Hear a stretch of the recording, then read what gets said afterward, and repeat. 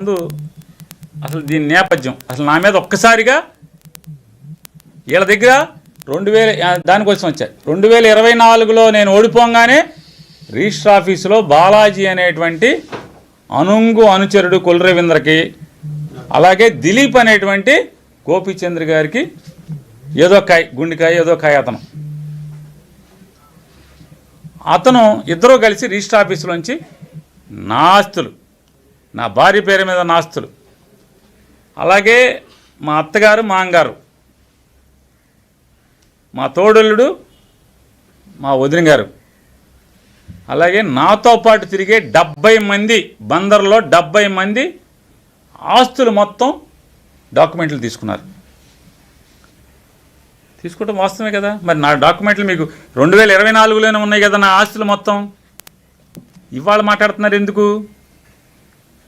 2024లో నా income tax returns ఉన్నాయి మీ దగ్గర, తీసుకున్నారు.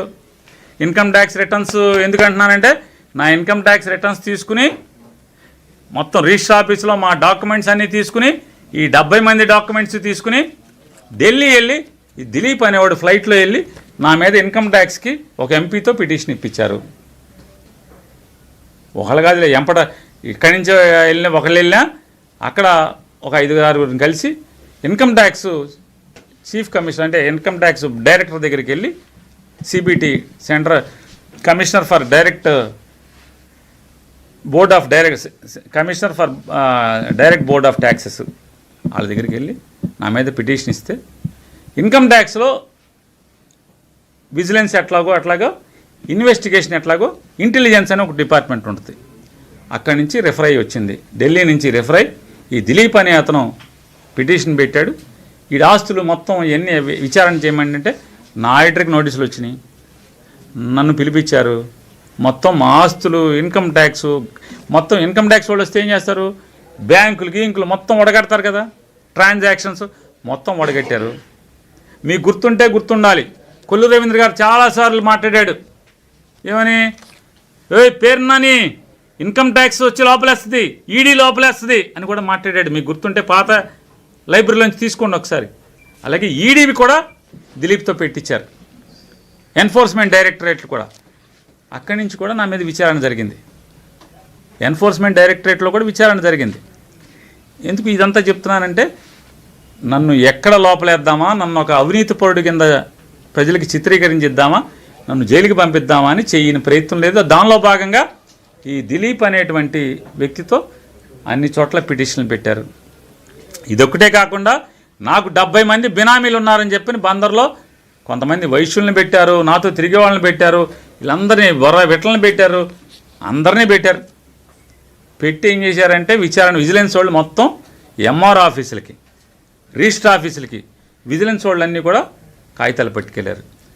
నా మీద విజిలెన్స్లో జిఎస్టీకి పెట్టారు, జిఎస్టీ విచారణ జరిగింది.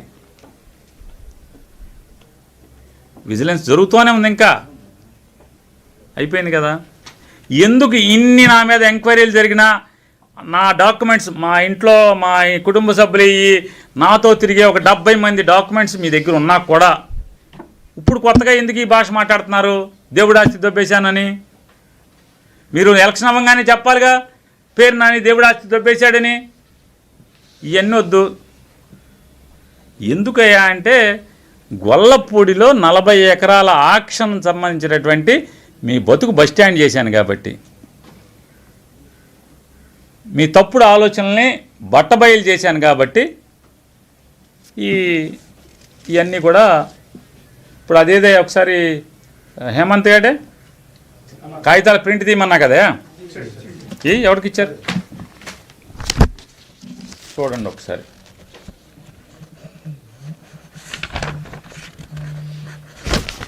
ఇది లాస్ట్ పేజ్ పట్టుకో, అది పట్టుకో, అట్లా దాని మీద ఉన్నాయి.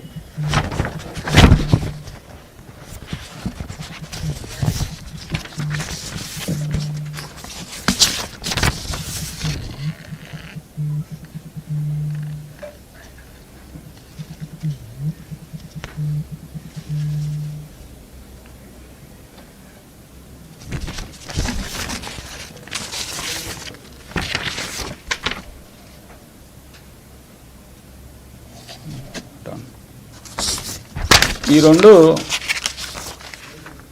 అసలు ఆ గుడి నేపథ్యం కూడా మీకు చెప్పాలి కదా. 2017 సంవత్సరంలో ఆ భూమి మీద కన్నేసినటువంటి తెలుగుదేశం నాయకులు అప్పుడే దాన్ని కనకదుర్గమ్మ వారికి అడాప్షన్ ఇచ్చారు.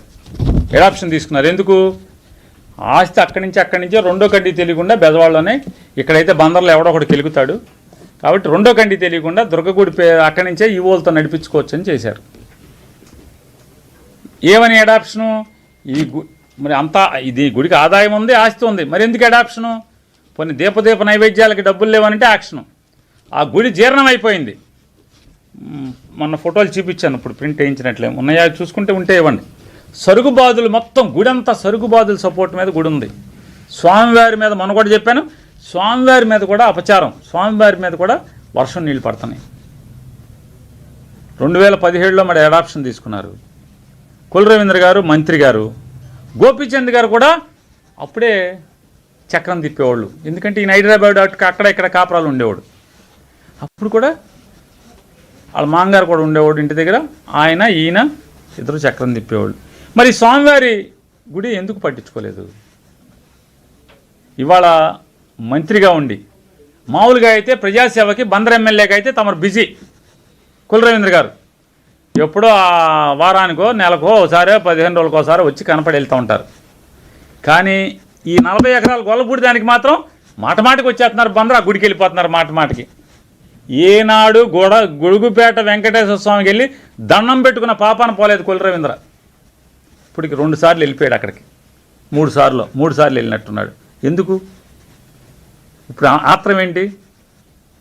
ఆ దేవుడికి పోనీ ఆ గుడికి ఏమన్నా నువ్వు చేసావా? రవీంద్ర గారు చెప్పండి. గోపీచంద్ గారు మీరు కలిసి ఆ